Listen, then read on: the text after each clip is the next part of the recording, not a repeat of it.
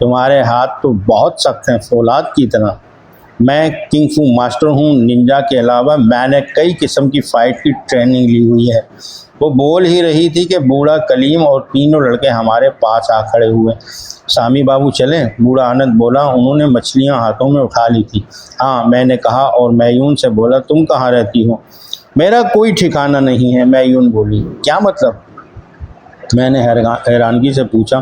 तो मैयून बोली, मैं हिंदुस्तान एक मकसद की वजह से आई हूँ। मकसद पूरा होने के बाद चीन वापस लौट जाऊंगी। क्या मकसद है तुम्हारा हिंदुस्तान में आकर? मैंने पूछा। जिस तरह तुम मेरे साथ खान के गुंडों से लड़े, इससे ये जाहिर होता है कि तुम्हारी भी उनके साथ दुश्मनी है, इसलिए मैं तुम्हें बता रही हूँ अपना मकसद। मैयून ने बोलना शुरू किया।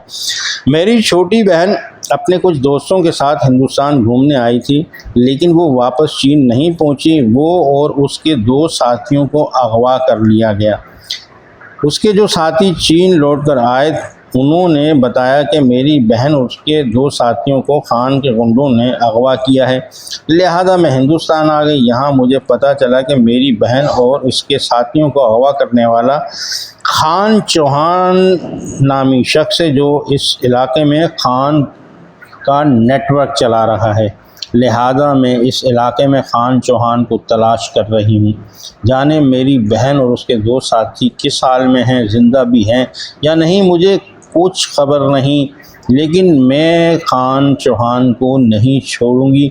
मैयून खामोश हुई तो मैंने कहा,